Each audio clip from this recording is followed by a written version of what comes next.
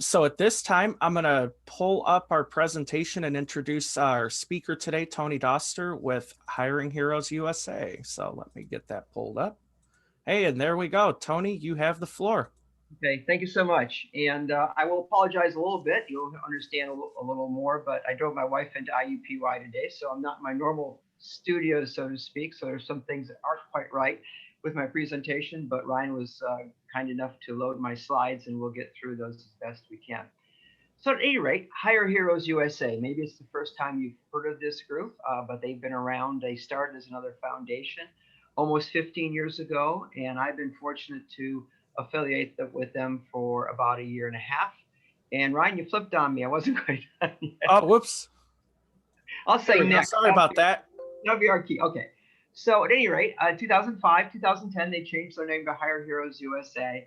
And they started with just a few employees in Georgia. And now they're over 150 employees throughout the country. We'll cover some of their roles and about 500 volunteers who support in a lot of different ways to the thousands of veterans we'll hear about.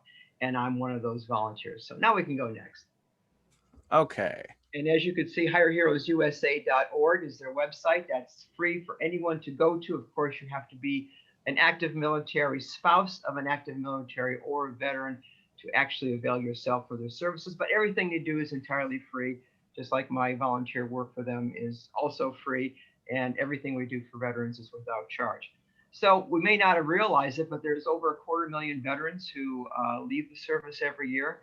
And about 80% of them won't have a job lined up. And there's a lot of reasons for that.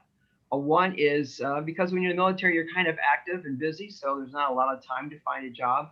But the other thing is just with regard to the culture, I feel, and I found out talking to so many veterans over this past 16 months that I've been doing this, and that is they're not used to interviewing.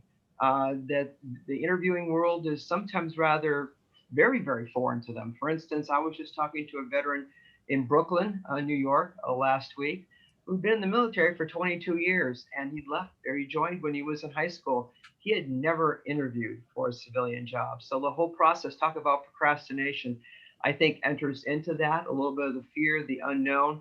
And when they're used to dealing with an environment where the command and control, like, you pass these tests, you earn this rank, you get these positions offered, the whole idea of getting a job in the civilian world is very foreign, very strange, and actually very frightening for them. So anyways, employment assistance is the number one requested. Spouses are supported, as I said, and there's no time limit for veterans. We help them throughout, whether there's 3 years out or 30 years out. So now we can go next. So both non-exclusive and exclusive job openings, and very briefly, Hire Heroes, since they have been around for these 15 years, has developed some great relationships with the FedExes and the Amazons, other national nameplates, as well as a lot of regional and even local employers who, virtue of the fact of what their job skill sets that they're looking for, as well as perhaps just their affinity for people that have been in the military, to try to help them out a little bit more. So there's a lot of jobs out there who are more or less exclusive for military folks. At least they get first crack at them. And so Hire Heroes has developed this national network of employers who are really willing to kind of do that extra little bit of support to guide some of those military folks who aren't quite as competitive as they could be, just not knowing kind of the rules of how to find a job in today's modern civilian world. So at any rate, there's active partners, and they're listed on Hire Heroes USA websites. And all the career counselors, who's basically a veteran or active military's first line of support. Career counselors are individually assigned to members, and they use that career counselor to guide them through the processes. And those career counselors, in turn, refer them to volunteers like myself. So now we can go next. There you go. Okay, so training and scholarships, self-explanatory. Many veterans groups, as well as hiring employers, have a lot of specialized programs for veterans. The list is rather extensive, whether it's a securities training, cybersecurity, various data processing. Of course, a lot of these trainings build on the types of occupations that the military may have had, as such as security, military police, certain types of handling chemicals, and all logistics support. A lot of those careers really lend themselves, may maybe the jargon, maybe the objects that you're moving are a little bit different. But with a little bit of training and the plethora of scholarships available, many active military folks just don't realize how close they are to really getting some very desirable civilian jobs. Okay, we can go next. So again, Hire Heroes is claiming a lot of list of victories on their own. Over 40, I think it's over 45,000 now. Hires thousands and thousands of resumes, lots of volunteers, 800 of any volunteer. I think there are about 500 of us who are active at this time. So as we can go next, but Hire Heroes is just there to put those resources together to help veterans. So there are some partnered career transition programs, and those are specifically the larger, usually larger employers throughout the country who have kind of like internships, if you want to look at them that way. A lot of ways to give veterans a chance to kind of kick the tires and seeing whether this is a group. We can go next while I'm talking. But there are many, the military, if you've been in for a decade or more, there's actually programs the military will keep paying you and allow you to visit or do one of these internships while you're still on the military pay. And if you've been in for closer to 30 years, it might be 8 or 9 months where the military will support you to do that. Mentoring programs, self-explanatory, we can go next. But there are ways for those career transition folks to help veterans with regard to actually having those mentoring experiences, which can help them get more productive faster. Nonprofit rating, you can read the numbers there, 4-star rating, excellent. They don't squander their resources. There to help veterans. The dollars that you would send them, and many of the employers, that's where they get their funding from, realize that they're doing a great service next for veterans trying to find their next job. So here's kind of what I do for them. It depends.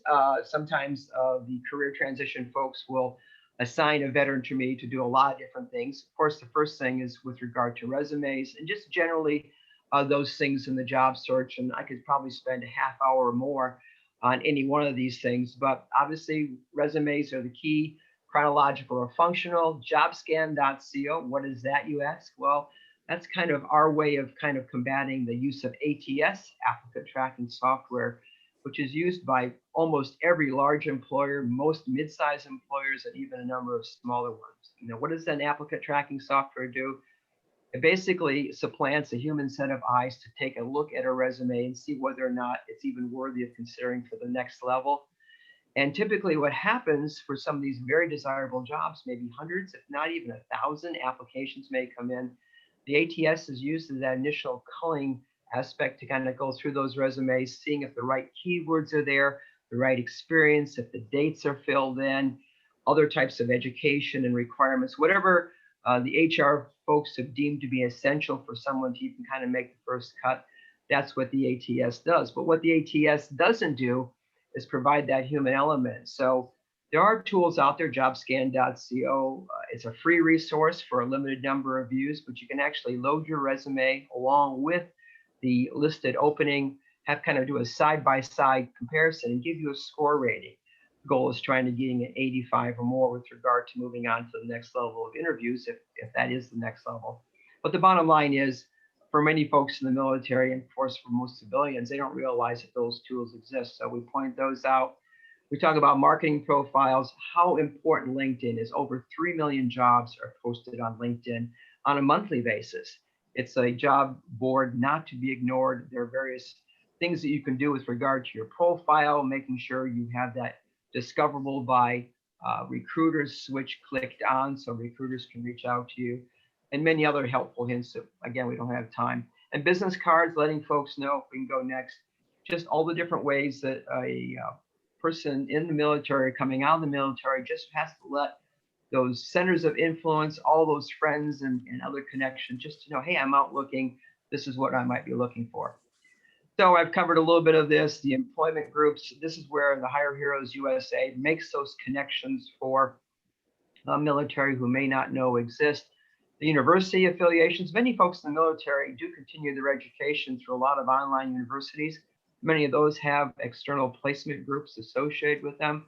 So we always encourage military to take advantage of that, to be active with those groups that have given them degrees, and to really utilize that resource. And again, many folks in civilian kind of forget that there are placement services that may be affiliated with regard to their past education. Uh, Print media and so on, billboards. It's amazing. I mean, CDL folks, we've probably seen all those in many other areas. Just looking up while you're driving sometimes could lead to your next career. You never know where that next connection is going to come from. So we can go next. So the resume, who it's written for, you've got to write it for two different sets of eyes. One is the ATS, I've kind of covered, and one's the person. There are various techniques and so on, having that professional summary, no more than 2 pages, making sure you've got dates in, highlighting those skill sets that you have and that they're listed once. Maybe that's not enough. Maybe you have to put that you're a trained uh, uh, Ruby on Rails programmer. Maybe mention that 2 or 3 times because sometimes the ATS wants to say if you've used it more than one position. So lots of little helpful hints that we kind of give the active military folks as well as veterans with regard to getting their resume the best chance of being selected for an interview, because that, in fact, is all a resume is good for, just to get you, or the essential thing it's good for is to get you to the next level. And so anyways, trying to tell a story, and that's obviously what a resume is. What's the natural progression? Does this make sense for you to be considered for this position? Try to lay that resume out as though anyone at ATS or person reading it saying, wow, this makes sense. This is the next logical step for this veteran. Okay, next. Jobscan.co. Again, look it up, educate yourself, pass it on to friends. It's a great resource. You can pay for extra ones if you need them. There are kind of ways to grab a few extras. You can post it on social media. You can use different email addresses. That's fine. We don't have to go back. Go back to Power Words. We can keep going.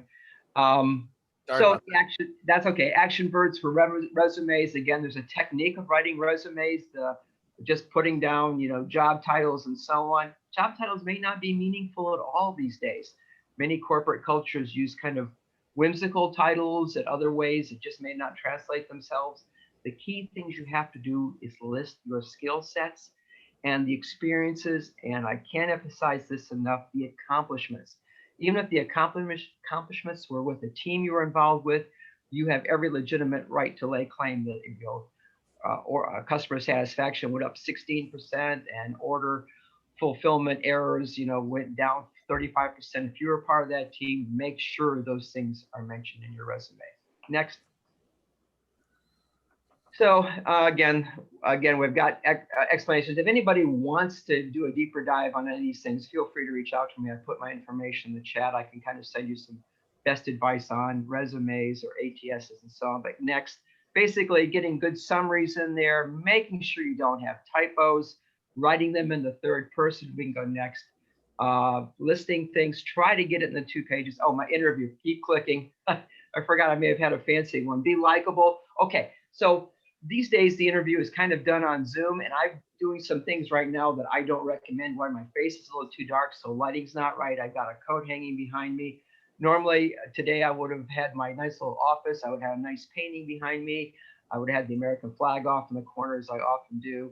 The lighting would have been correct. Hopefully you're hearing me okay. I would have used my higher quality microphone and so on, and getting pets out of the way. Sitting forward in my chair, I've tried to center myself. Go ahead, keep going, keep clicking through. So the bottom line is keep clicking. So we have the idea of just making sure I do a lot of work with my veterans. Keep clicking, we'll keep going. With regard to the post-COVID technology used. And for many veterans, they may go through 3 sets of interviews, and all they've got to do is the small screen, if you will, the television, to kind of get their best image across. So I talk about making eye contact, having the camera at the right level, making sure pets are away.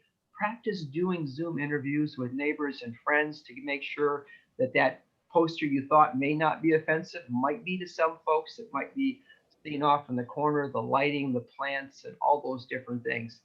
And so again, just getting familiar with the technology is essential. Keep going.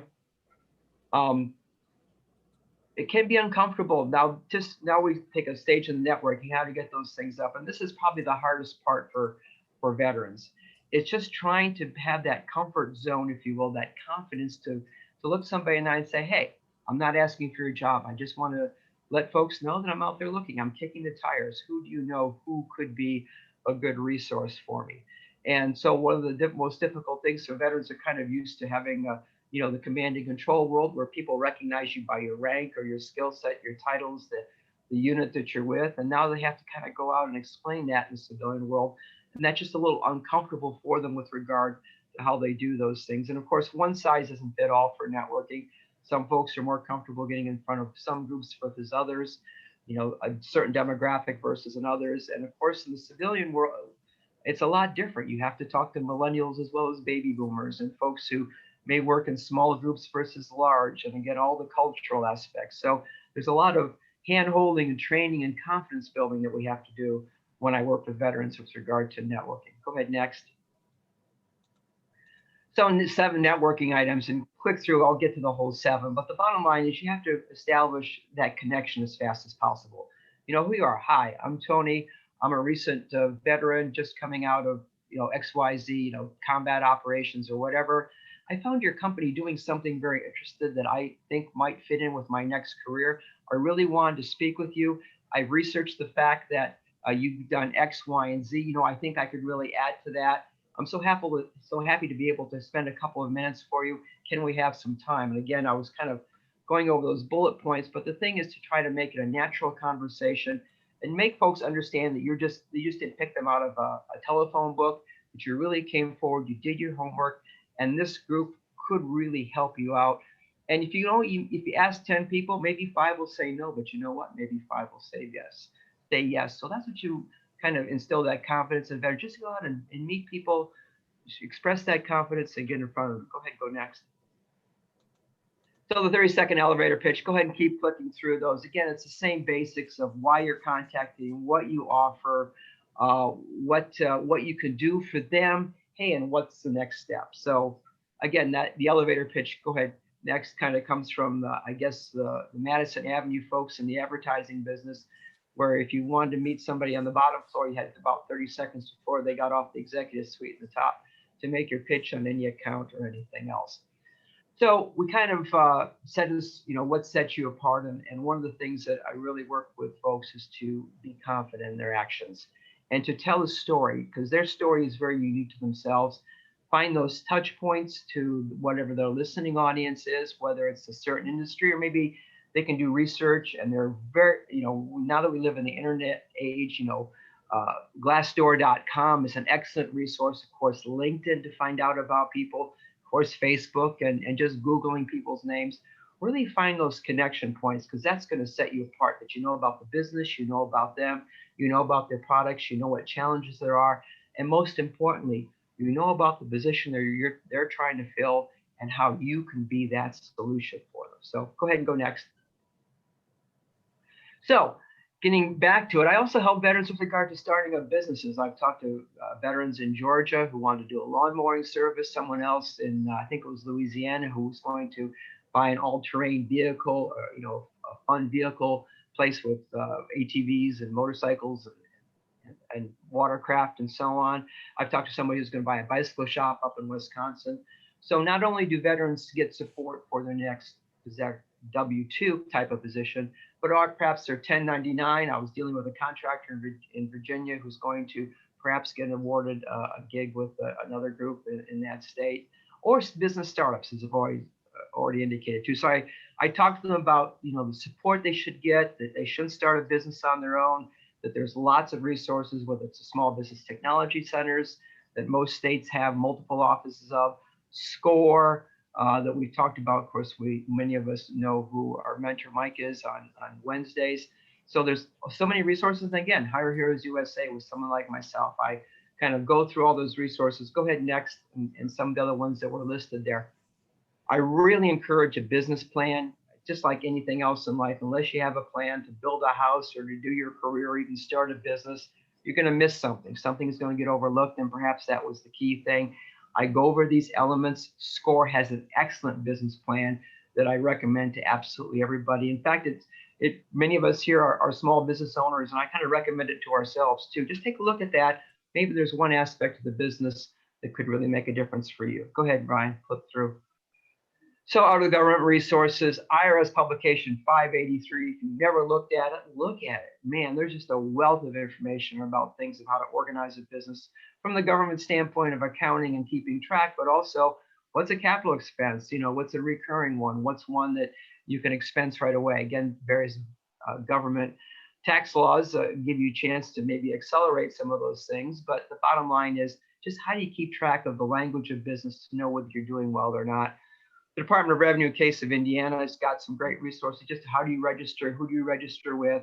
The Secretary of State, if you're doing the LLC, subchapter S, and so on, gives you a lot of helpful insight on that. Of course, SCORE getting started. Keep going. So whether you think you can or think you can't, you're right. Keep going. Henry Ford. And that's one of the biggest things that I instill with veterans is just having that extra bit of confidence. So whether it's that W-2, the 1099, starting a business, or a couple other groups I work here with, Church of the Crossing, Passport to Employment. That's here locally, Passport. It's golove.org. And for some reason, it didn't flip on the screen. But if you want to reach out to me, just do Passport to Employment, Google search, it'll show it's a go.love. One more click, it should show it. Is it going to be there? There it is, golove.org. So that's a resource there. The Entrepreneur Source, again, for those folks who maybe got that entrepreneurial spirit, but realize that there's a lot of things they don't know about business. They think they've got the right tools to do it. They're just not sure what business it might be. Again, for the Entrepreneur Source, that's a completely free, no obligation look, whether it takes months or years. I'm glad to work with a lot of individuals who are just saying, hey, what could my life look like if I was in charge of the business, but I wasn't in business. I was in business for myself, but not by myself, using the resources of the franchise world. So there's my contact information. I kind of went through this a little fast, but there's a lot of things to talk about. The bottom line is Hire Heroes USA is a fantastic organization for veterans. And there are other ones too.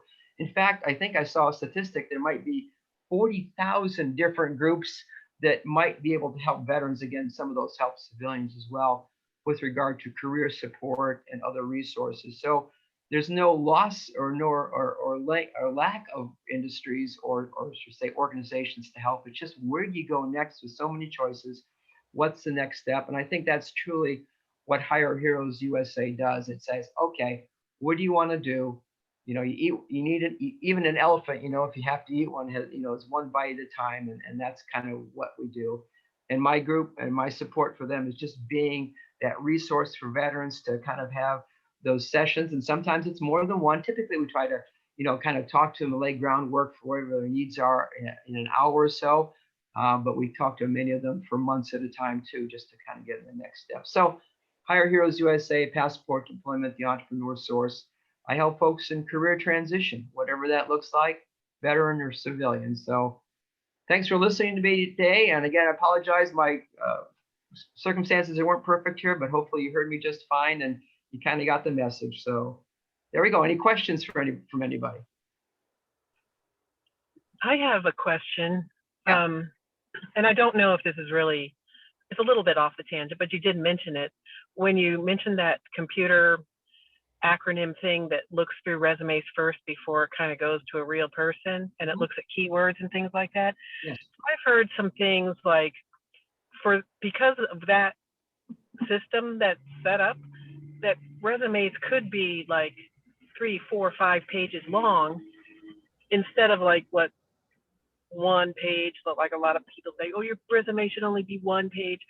But I hear for that system, it should be longer because you can put in those keywords over and over again. You can put in more information. And what is really better for someone to do so that that resume won't get passed over on that first round and a real person can look at it? Okay. Well, once again, like many things in life, there's no one size or one answer fits all, but here's my understanding of it. So take it for what it's worth. JobScan. I think there are about 24 major ATSs out there. And of course, the permutations by which those can be tweaked, gives you a lot of different options. JobScan.co claims to know the ATSs that are used by various organizations and whether or not sometimes those variations might even be regionally. So JobScan is supposedly in their database of kind of understanding knows the ATSs that the organization who's looking at your resume may be using. Okay. Furthermore, the scoring is based on their best guess of how applicants have gotten through. They monitor who they're interviewing and which ones they've chosen to look at. So even though they don't necessarily have the best insight, that is what their guess is to what will get the higher score. So my advice is, I don't know. I've never heard anyone just gaming it on length, because I think once the words are there, and it's not like you have to list something 50 times to get a higher score. I don't think the algorithms work that way. Typically, I've heard that the most that you ever get credit for is like 2 or 3 times a key skill or something's mentioned. But like anything else, I would say try it. Run a 2-page resume through the ATS or the jobscan.co, and run a 5-pager through. And if you get a higher score and you think it's worth it, then try it.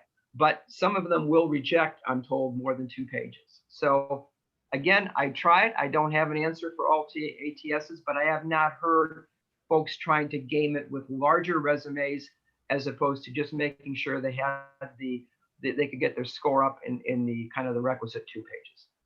All right, thank you. Mm-hmm.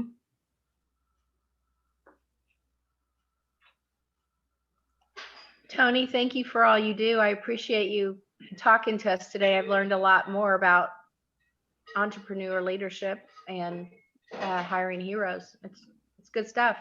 Yeah, basically what I do is you can go and I didn't even touch star stories, and star stories are a key that I just would star stories, STAR, situation, task, action, and result. And I would encourage you to Google that too. But one of the things that veterans really get concerned about, because they're used to having an answer for everything. Okay, when a commander asks you something, you have to have an answer.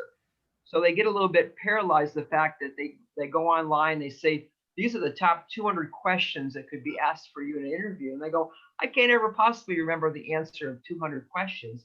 So what I try to do with those folks is say, okay, give yourself 10 good star stories, and those will answer most of 200 questions. Like, have a star story that when's a time that you had to disagree with a supervisor? When's a time you had a difficult customer? When's a time you promised to do something and you didn't quite make it? What's a time you really got recognized for something great? And those are my top 4 or 5. But the point is, a lot of those behavioral type questions and so on are just variations of those. And once you get comfortable with telling the story, and what makes a good storyteller? Well, what they do is they get you engaged. I like to use this example. If someone wants to tell a story about walking in the woods, what's the best way of getting you to walk those steps? As I walk through the crunchy snow, the cold of the Arctic air hit my face. And you get that vision, you get that person walking with you through that journey. And that's what I try to teach veterans. I say, tell that star story like only you can tell, like you're walking that path, and bring that listener in with you. So at any rate, more details than you want to know, but the point is, practice telling that story. Don't worry about the facts, because there's a technique that I'll get to. It involves neuroscience, that if you can, a story gets a person to fire on all parts of their brain. So if you can tell a story, that person subconsciously will want to hire you before their conscious catches up to want to hire you. Okay. So I kind of throw those little techniques out there to really bring your listener in, to get them to like you first, to feel like they're walking that story, or that walking alongside you in that story, and then throw the facts out, because you can throw all kinds of data out and never make a connection. But if you throw that story out there, you can do it a lot better. So anyway, enough background, but star stories are the way to go. And I could talk for 2 hours about star stories, but that's the essence of it.